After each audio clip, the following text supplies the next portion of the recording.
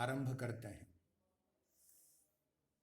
ठीक है, बहुत से बीए के भी छात्र आ जाए हैं, बीएससी के भी आए हुए हैं। अब तक हमने आत्मकथा, उसके उपरांत रेखाचित्र, उसके उपरांत संस्मरण विधाओं का बहुत गहराई से अध्ययन किया था। हमने 5 पाठ, जैसे प्रेमचंद जी का आत्मवृत्त मेरा जीवन, महिषी महादेवी वर्मा जी का रेखाचित्र नीलकंठ मोर,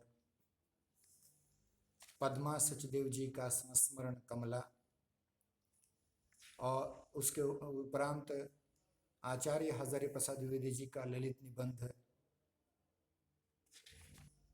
शिरीष के फूल, और अंत में यात्रावृत्ति के रूप में हमने ज्ञानपीठ पुरस्कार विजेता निर्मल वर्मा जी का चीड़ों पर चांदनी, ये 5 पाठ देखे थे। सभी को आवाज आ रही है? आवाज अगर आ रही है तो कमेंट बॉक्स में हाँ करके लिखिए।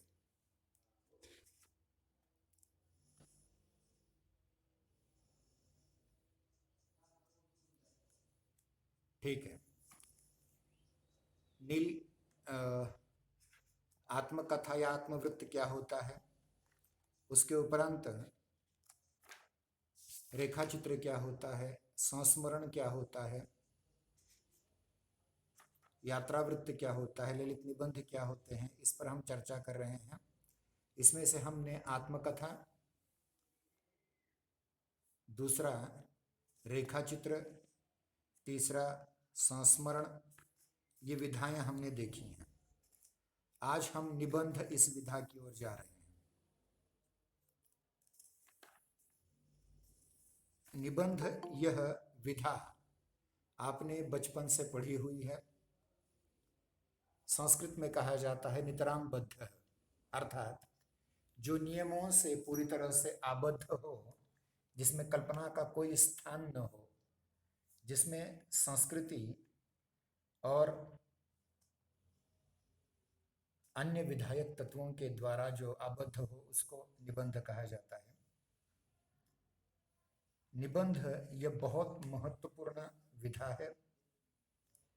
आधुनिक हिंदी साहित्य में अत्यंत महत्वपूर्ण विधा के रूप में इसे जाना जाता है।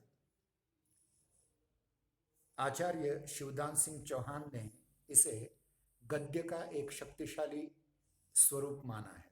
मतलब गद्य में जो शक्तिशाली विधाएं हैं अलग अलग, उनमें से निबंध एक महत्वपूर्ण गद्य विधा हमारे सामने आती है। संस्कृत की उक्ति है गद्य कविनाम निकषम वदन्ति, अर्थात कवि भी जहाँ अक्सर फेल हो जाते हैं वह गद्य है, और गद्य में महत्वपूर्ण विधा निबंध है। आचार्य रामचंद्र शुक्ल जी कहते हैं यदि गद्य कवियों के लेखकों की कसौटी है तो निबंध गद्य की कसौटी है। मतलब कभी कभी कवि गद्य नहीं लिख सकते, लेकिन गद्यकारों में भी निबंधकार बनना एक बहुत बड़ी कसौटी होती है। उसके उपरांत बहुत सारे लोगों ने निबंध की परिभाषा देने की कोशिश की है, लेकिन निबंध इस शब्द की व्युत्पत्ति संस्कृत के बंध शब्द को नी उपसर्ग लग करके बन जाती है।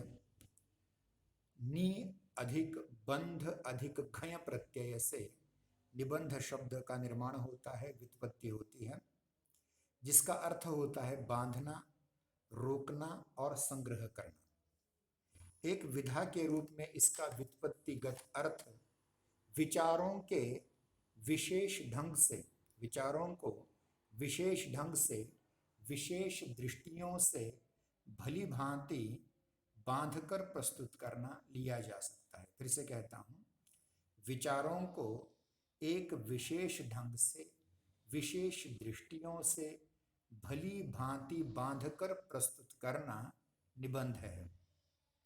निबंध शब्द संस्कृत साहित्य की बहुत प्राचीन परंपरा में उपलब्ध होता है, लेकिन आज हम जिस निबंध की बात करते हैं वह संस्कृत का निबंध न होकर के अंग्रेजी के एसए का पर्यायवाची हिंदी शब्द है। एसे शब्द मूलतः लैटिन एसे के एग्जिजियर से निकले फ्रेंच असाई शब्द के अंग्रेजी पर्यायवाची है, जिसका अर्थ प्रयत्न, प्रयोग या परीक्षण होता है और प्रयोग की दृष्टि से लघु अथवा समर्याद दीर्घ कलेवर की उस अनवस्थित गद्य रचना के लिए प्रयोग किया जाता है जिसमें रचनाकार आत्मीयता अथवा अनात्मीयता, वैयक्तिकता अथवा निर्वैयक्तिकता, किसी एक विषय या उसके किन्हीं अंशों या प्रसंगों पर अपनी निजी भाषा शैली में भाव या विचार प्रकट करता है। इसका मतलब यह है कि निबंध एक विचार प्रधान रचना है, विचार प्रधान विधा है। जैसे इसके पहले मैंने कहा था कि कहानी उपन्यास कल्पना प्रधान है, जीवनी, आत्मकथा, रेखाचित्र, संस्मरण, डायरी, यात्रावृत्त ये तथ्य प्रधान है। उसी प्रकार से निबंध यह विधा विचार प्रधान है। अंग्रेजी तथा हिंदी निबंध साहित्य की विकास यात्रा में निबंध के स्वरूप में पर्याप्त परिवर्तन हो चुका है। इस परिवर्तन के साथ निबंध की परिभाषा भी बदलती गई। ध्यान रहे, कोई भी एक अवधारणा, कोई भी एक संकल्पना समय के साथ साथ अपने स्वरूप में भी बदल कर लेती है, परिवर्तन कर लेती है और परिभाषाओं में भी परिवर्तन होता जाता है। अतः ये समझना हमें चाहिए कि किस प्रकार से अंग्रेजी निबंधों में परिवर्तन होता गया। निबंध रचना, निबंध विधा या गद्य का प्रकार निबंध, इसके आधुनिक जनक फ्रेंच रचनाकार मॉन्टेन ने यह कहा है कि निबंध विचारों, उद्धरणों और आख्यानात्मक वृत्तों का सम्मिश्रण है। उसमें आत्म तत्व का समावेश आवश्यक होता है। मतलब निबंधों में विचार होने चाहिए, महान व्यक्तियों के उद्धरण होने चाहिए जिसको हम अवतरण कहते हैं, और आख्यानात्मक वृत्त होने चाहिए। उसमें आत्म तत्व, मैं, लेखक का अहम बहुत महत्वपूर्ण है। हाँ, किसी की बात यहाँ थी कि आवाज नहीं आ रही। अब आ रही है आवाज? आवाज आ रही हो तो कमेंट बॉक्स में लिखें, चैट बॉक्स में लिखें।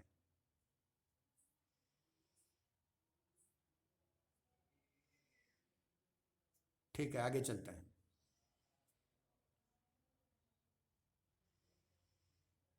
ठीक है, आवाज आ रही है तो आगे चलते हैं।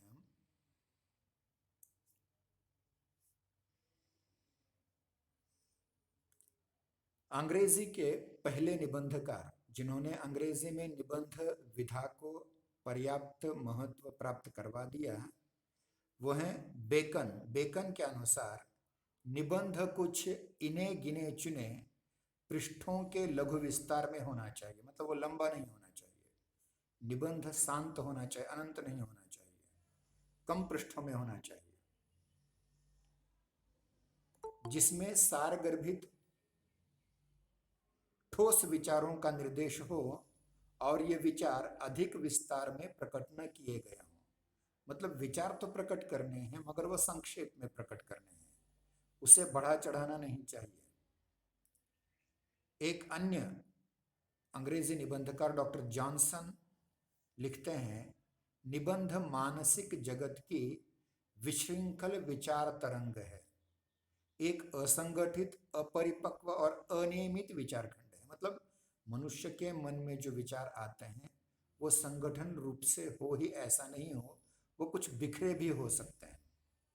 यानी ये परिभाषा संस्कृत की परिभाषा से एकदम विरुद्ध है। संस्कृत में कहा जाए नितराम बद्ध, जो बहुत अच्छी तरह से आबद्ध हो, बद्ध हो, उसको निबंध कहा गया संस्कृत में।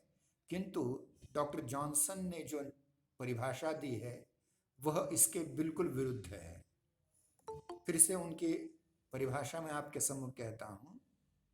निबंध मानसिक जगत की विशृंखल विचार तरंग है, एक असंगठित, अपरिपक्व और अनियमित विचारखंड है।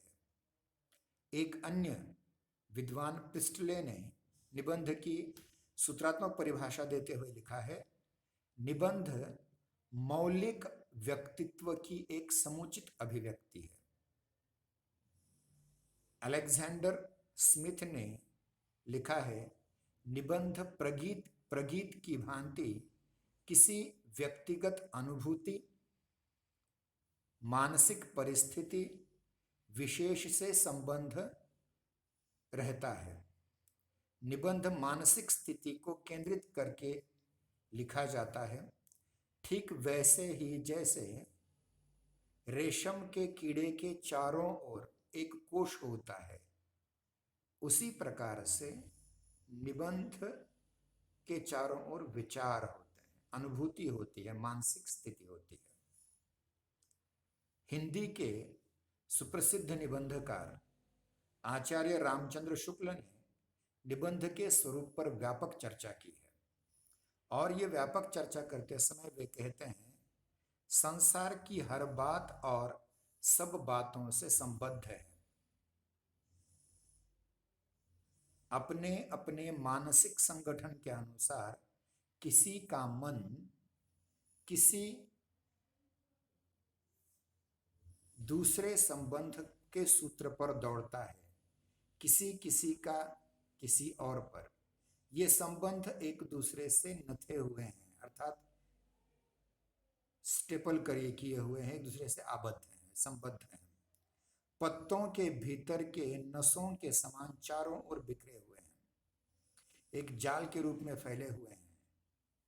इस तत्व चिंतक या दार्शनिक केवल अपने सिद्धांतों के प्रतिपादन के लिए कुछ संबद्ध सूत्रों को पकड़कर किसी ओर सीधा चलता है और बीच के ब्यौरे में कहीं नहीं फंसता। पर निबंध लेखक अपनी प्रवृत्ति के अनुसार स्वच्छंद गति से इधर उधर फूटी हुई सूत्र शाखाओं में विचरता रहता है। इसका अर्थ यह होता है कि विश्व की प्रत्येक बात दूसरी बात से संबंध है, मतलब किसी एक चीज का कोई ना कोई कार्य कारण संबंध दूसरी चीज से है, और ये संबंध खोजना, उसको विचारात्मक पृष्ठभूमि प्रदान करना, यह निबंधकार का काम रहता है। हिंदी के प्रसिद्ध आलोचक और निबंधकार बाबू गुलाब राय भी परिभाषा देते हुए कहते हैं, निबंध उस गद्य रचना को कहते हैं जिसमें एक सीमित आकार के भीतर किसी विषय का वर्णन या प्रतिपादन एक विशेष निजीपन, स्वच्छंदता, सौष्ठव एवं सजीवता तथा आवश्यक संगति और संबद्धता के लिए किया गया हो। यानी इसमें देखिए, निजीपन बहुत महत्वपूर्ण है। मतलब प्रत्येक वस्तु या चीज के बारे में हम क्या कह सकते हैं, क्या लिख सकते हैं। जैसे हिंदी के प्रसिद्ध निबंधकार ने दांत विषय पर एक निबंध लिखा हुआ है। मतलब कोई भी विषय वर्ज नहीं है। किसी ने अस्थि विषय पर या हड्डी विषय पर लिखा हुआ है, किसी ने बाल विषय पर लिखा हुआ है। यानी कोई भी विषय निबंध के लिए वर्जनीय नहीं है, त्याज्य नहीं है। आचार्य भगीरथ मिश्र कहते हैं, निबंध वह गद्य रचना है जिसमें किसी विषय का श्रृंखलित विवेचन, मतलब सूत्रबद्ध श्रृंखलाबद्ध विवेचन, अथवा वैयक्तिक भाव या विचारधारा का क्रम रोचक प्रकाशन प्रस्तुत किया जाता है, वह निबंध कहलाता है। यानी देखिए कि जिसमें वैयक्तिक भाव या विचारधारा महत्वपूर्ण होती है, किंतु उसमें क्रमबद्धता होनी चाहिए, श्रृंखलाबद्धता होनी चाहिए। डॉक्टर जयवंत नलिन जी निबंध की परिभाषा देते हुए लिखते हैं, किसी विषय पर स्वतंत्र चिंतन या स्वाधीन चिंतन और निश्चल अनुभूतियों का सरस और सजीव तथा मर्यादित गद्यात्मक प्रकाशन निबंध है। इसमें महत्वपूर्ण चीज है स्वतंत्र चिंतन।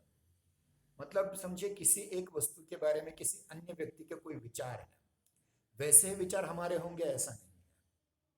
तो स्वतंत्र चिंतन होना चाहिए लेखक का, उसमें निश्चल अनुभूतियां होनी चाहिए और उन अनुभूतियों का सरस सजीव और मर्यादित गद्यात्मक प्रकटीकरण या प्रकाशन होना चाहिए। ये अलग अलग परिभाषाएं दी गई हैं। इनके उपरांत हम निबंध के तत्वों की ओर आते हैं, यानी निबंध कैसे बनता है ये भी महत्वपूर्ण है। निबंध के कौन से तत्व हैं जिनके अनुसार आप एक अच्छा निबंध लिख सकते हैं। डॉक्टर दशरथ ओझा जी ने निबंध के 6 तत्व माने।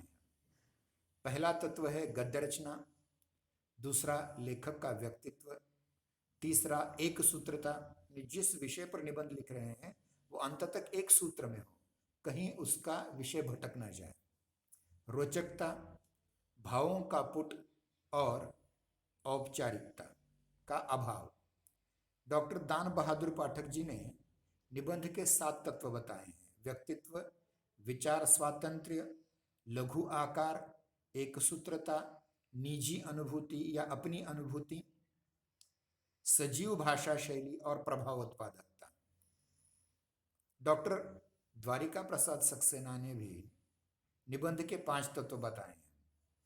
बुद्धि तत्व, अनुभूति तत्व, कल्पना तत्व, अहम तत्व जिसको अंग्रेजी में ईगो कहा जाता है, और शैली तत्व। वैसे साहित्य की हर विधा में भाव, बुद्धि, कल्पना तथा शैली तत्व विद्यमान होते हैं, किंतु अहम तत्व निबंध की अपनी विशेषता है। यहां अहम तत्व मात्र शैली में नहीं, अपितु बुद्धि, भाव, कल्पना और के अर्थात अनुभूति और अभिव्यक्ति दोनों पक्षों को लेकर के अहम तत्व का यहां प्रकटीकरण होता है। अब तक के निबंध साहित्य को ध्यान में रखते हुए निबंध के मूलतः 5 तत्व या गुण निर्धारित किए जा सकते हैं।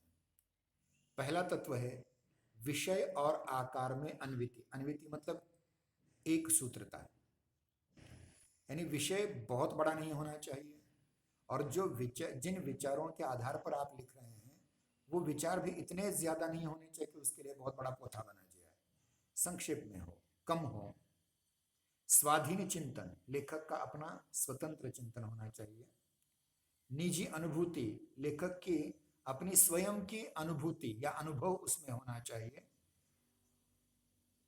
उसके उपरांत व्यक्तित्व की अभिव्यंजना, लेखक का व्यक्तित्व उसमें दिखाई देना चाहिए प्रत्येक वाक्य के साथ। यह बहुत महत्वपूर्ण चीज है। और अंतिम है भाषा शैली। तो इसमें हम एक एक को देखने की कोशिश करेंगे। विषय और आकार में अन्विति। ध्यान रहे, विश्व का कोई भी विषय, चाहे वो दृश्य विषय हो, चाहे अदृश्य विषय हो, चाहे स्थूल विषय हो, चाहे सूक्ष्म विषय हो, कि कोई भी विषय निबंध रचना का कथ्य बन सकता है, विषय बन सकता है।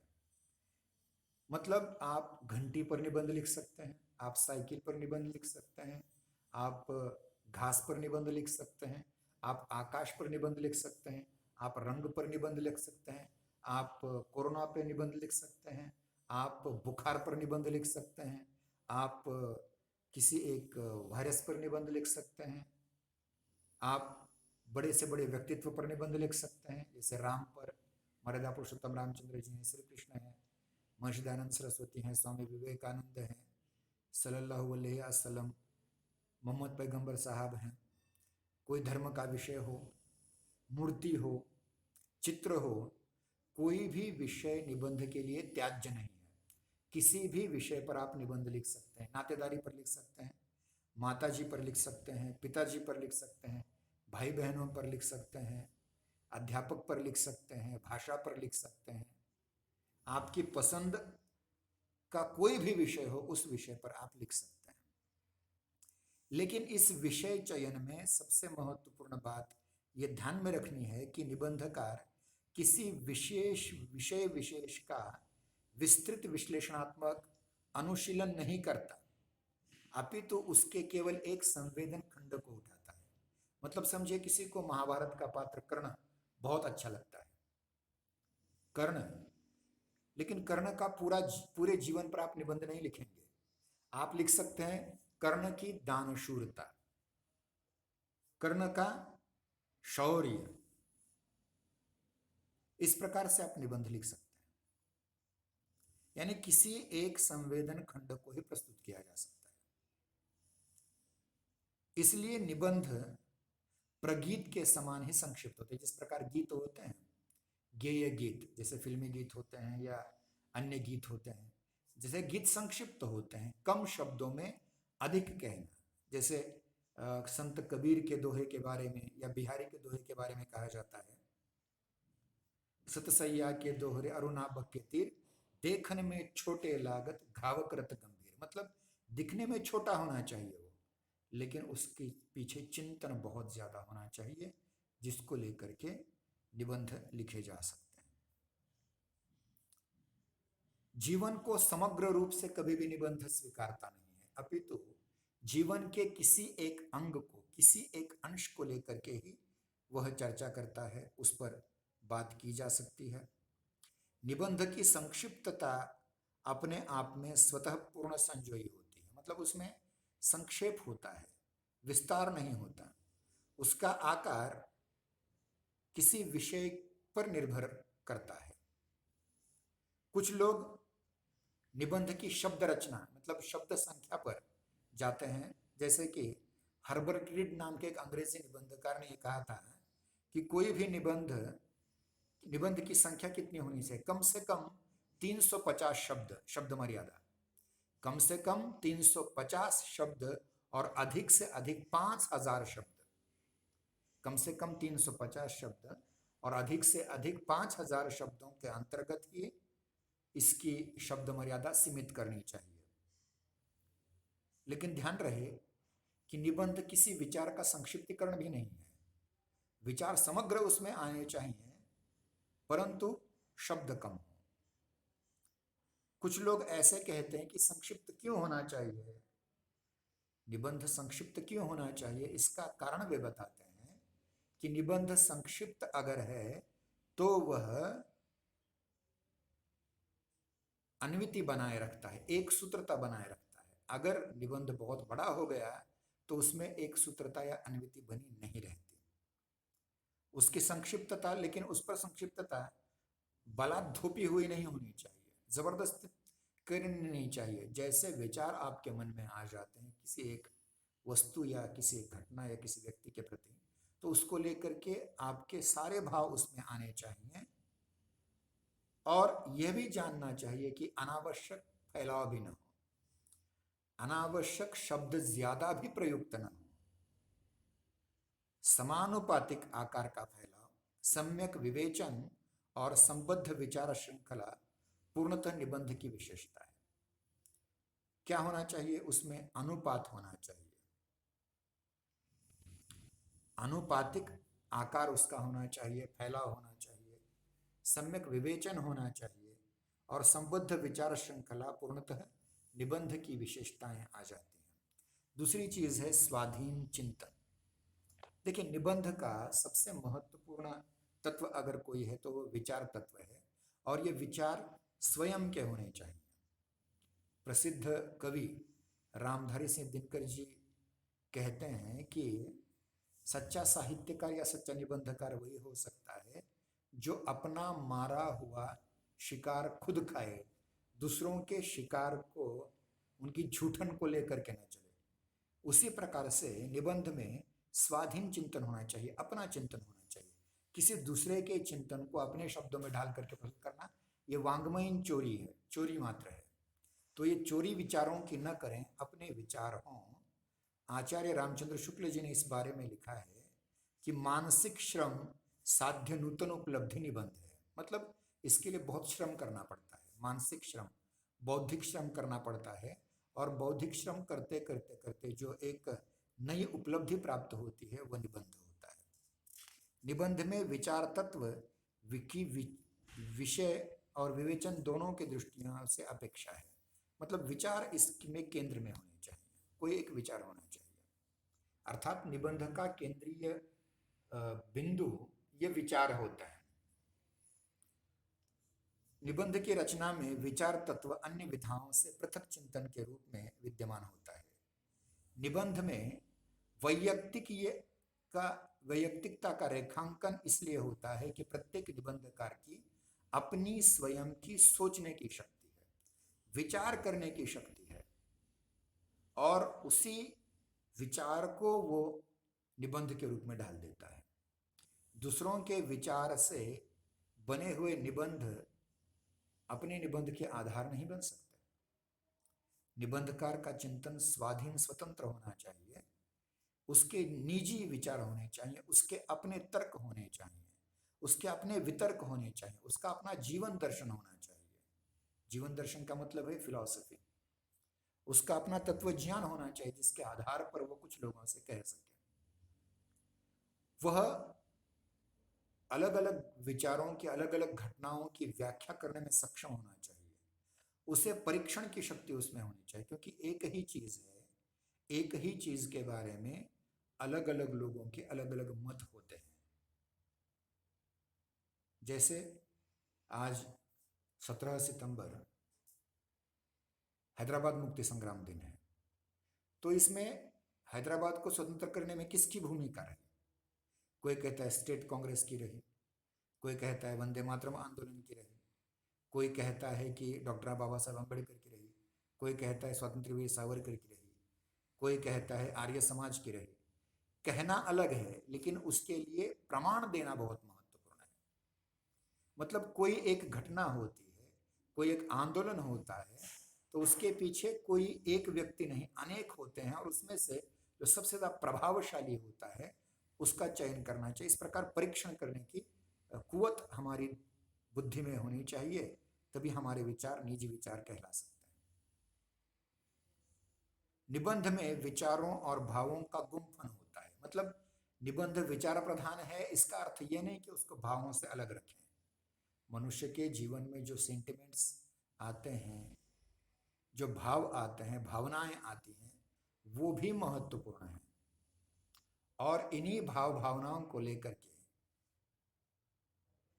लेखक अपनी बात कह देता है। इसलिए विचार के साथ भाव होने चाहिए।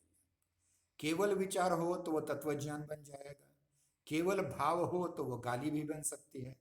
इसलिए मित्रों, ये ध्यान रखना जरूरी है कि निबंध में विचार और भाव दोनों का संगुम्फन होना चाहिए। आज हमारा समय समाप्त होते आया है। अगर आज के इस विषय में किसी को कुछ प्रश्न पूछने हैं तो हमारे व्हाट्सएप ग्रुप में, चाहे वो बीएससी का व्हाट्सएप ग्रुप हो चाहे बीए का व्हाट्सएप ग्रुप हो, दोनों में अपने अपने प्रश्न अवश्य पूछें। और हम आगे चल करके अगले सोमवार को हम अगले जो तत्व हैं निबंध के, निजी अनुभूति, व्यक्तित्व की अभिव्यंजना, भाषा शैली, इन 3 तत्वों को और अधिक देखेंगे। साथ ही साथ निबंध के कितने भेद होते हैं, जैसे सांस्कृतिक निबंध हैं, ललित निबंध हैं, वैज्ञानिक निबंध हैं। तो इन निबंधों की ओर भी विषयगत, मतलब सब्जेक्टिव दृष्टि से और विषयीगत ऑब्जेक्टिव दृष्टि दोनों के माध्यम से हम निबंधों का विवेचन करेंगे। और हमारे पाठ्यक्रम में जो ललित निबंध है, उसे केवल निबंध कहा गया है, लेकिन वो मूलतः ललित निबंध है। शिरीष के फूल जो आचार्य हजारी प्रसाद द्विवेदी जी और लिखित है, उसका भी चलते चलते विश्लेषण और करने का प्रयास करेंगे। आज हम यहीं रुकते हैं। अगर किसी को कोई शंका है तो उस शंका को आप व्हाट्सएप ग्रुप में पूछिए, मैं उसका यथासंभव उत्तर देने का प्रयास करूंगा। और साथ ही साथ रविवार की शाम तक आत्मकथा, रेखाचित्र, संस्मरण, निबंध, इस पर हमारी पीपीटी प्रेजेंटेशन का वीडियो रूपांतरण आपको पहुंच जाएगा, जिसके आधार पर आपकी अगली परीक्षा ली जाएगी। धन्यवाद।